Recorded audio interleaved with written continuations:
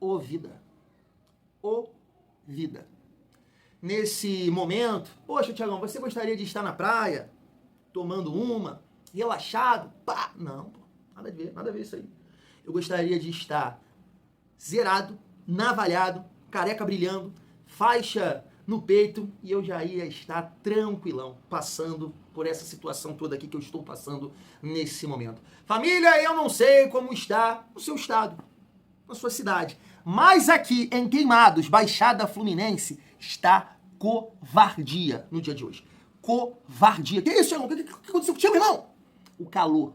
O calor tá insuportável. Esquece, todos os dias aqui que eu já reclamei de calor com vocês, hoje é uma coisa que tá assustando, tá surreal, tá acontecendo aqui hoje. Que é isso, família vascaína?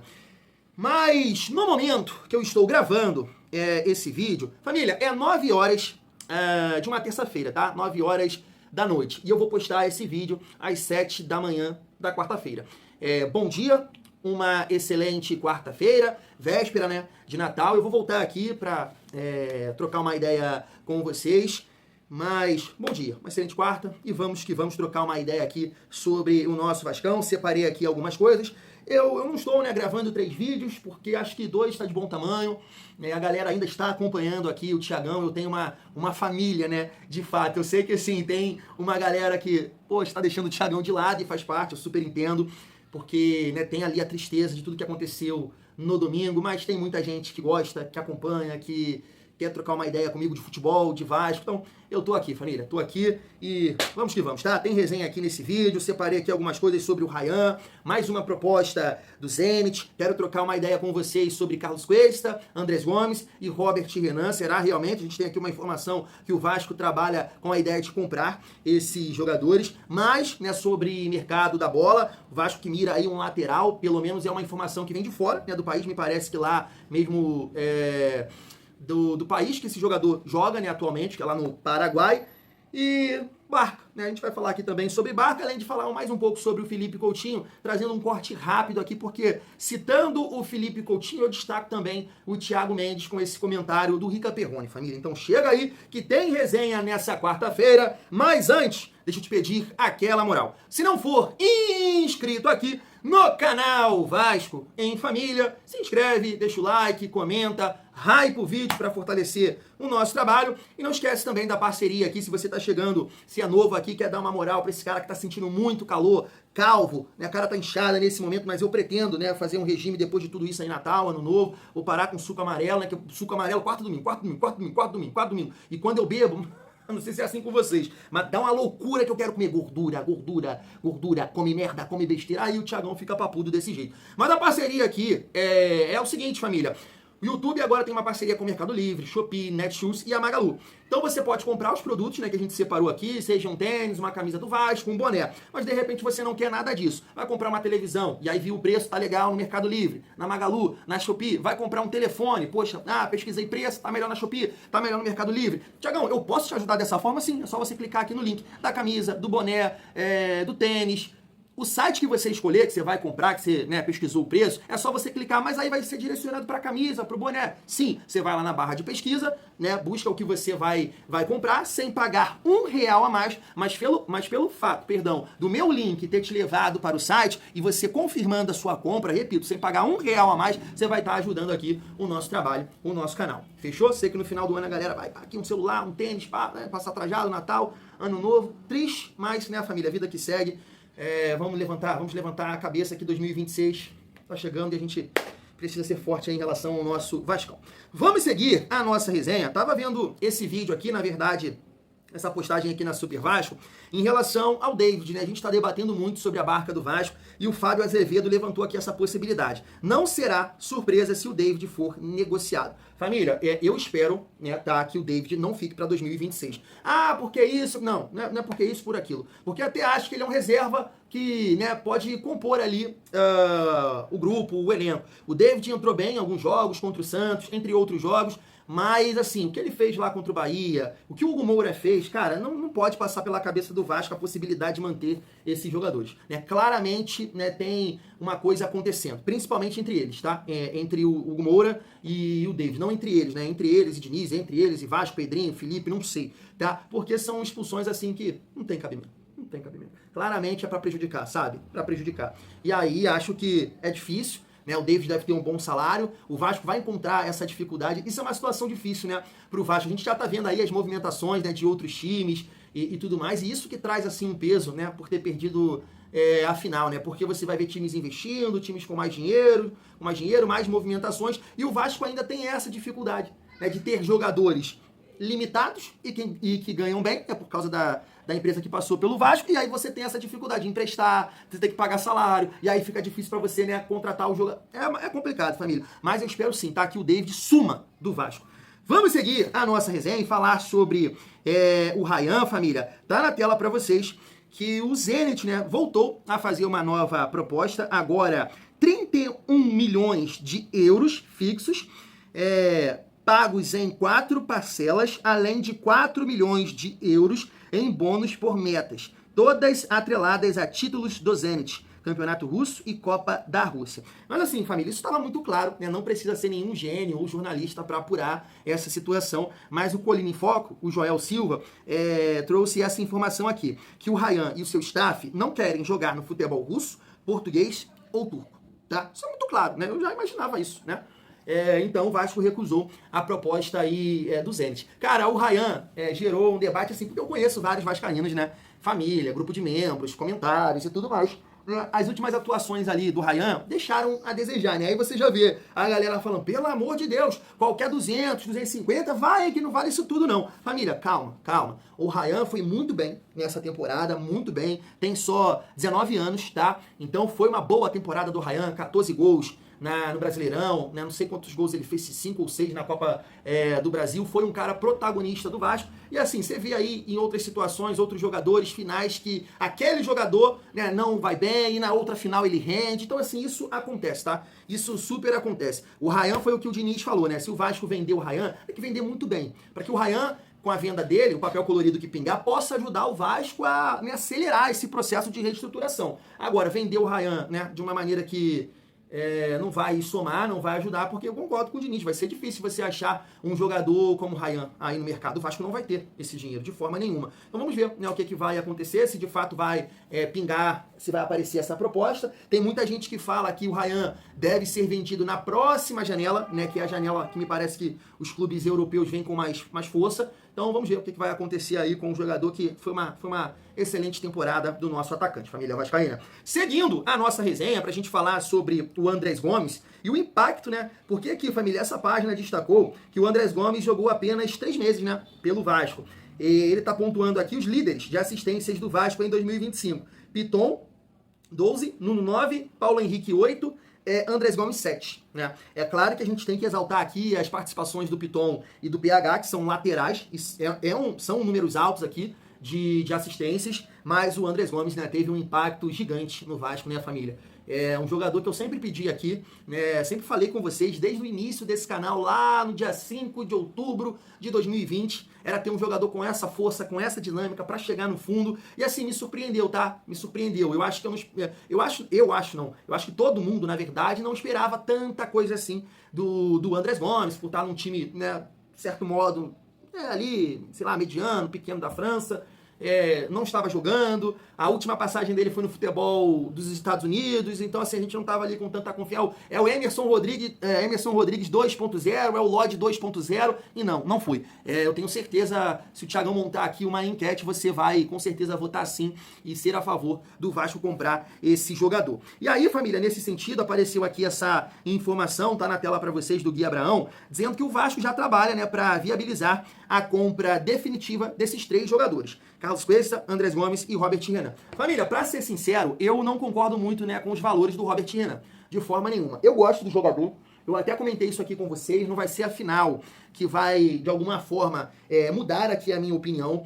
Eu falei uma parada com um parceiro meu, com o Rui, mandar um abraço pra ele. Eu acho que eu não comentei isso aqui. Por isso que eu gosto de trocar ideia com vocês, né? A galera vai falando uma parada e eu vou, né, destacando outra, e a gente acaba, né, aprendendo com vocês e vendo diversas opiniões e agrega muito no nosso trabalho aqui, né? E eu comentei isso com ele, eu falei assim, ô Rui, vou te falar uma coisa. O Cuesta e o Robert Renan, dentro do que a gente já viu nos últimos anos de zagueiro, cara, é surreal. É surreal, não dá pra negar. Não dá pra negar. São jogadores muito acima do que já passou pelo Vasco aí recentemente. Inclusive, no ano passado, Maicon, Medel com essa idade, né? Porque o Medel mais novo joga pra caramba. Medel, Maicon, Léo, João Vitor, Lucas Freitas, Lucas Oliveira. Então, Carlos Cuesta e Robert Renan, sem comentários em relação a isso. Agora, pra performar no alto nível, pra isso aqui, pra conquistar, eu sinceramente não sei. Eu sinceramente não sei. Porque a partida do Cuesta, principalmente no jogo contra o Corinthians, me deixou muito triste. Muito triste. Zagueiro de seleção, zagueiro que já jogou contra a Argentina final, na minha visão, sentiu muito jogo, muito jogo. E o Robert Renan tem essa questão, né, do contato. Ele é muito frágil, mas com a bola no pé sabe muita coisa de bola. Agora, 50 milhões não vale de forma nenhuma. Não vai. O Vasco que deu 30, 38, 42 milhões no João Vitor, não pode cometer esse erro com o Robert Renan de forma nenhuma, família. De forma nenhuma. Agora, o Andrés Gomes e o Cuesta, dependendo assim, né, claro, como é que vai ser isso aí, como é que o Vasco vai... tem aí a recuperação judicial, tudo mais, o Vasco tem que sempre estar prestando conta, né? Não sei como é que vai ser as negociações, mas eu sou a favor, sim, da permanência, da compra do Carlos Cuesta e também do Andrés Gomes. Acho que o Andrés Gomes tem tudo com um time mais saudável, com saúde, com força, com dinâmica, para contribuir muito mais em 2026, família. Quero saber de vocês aí também.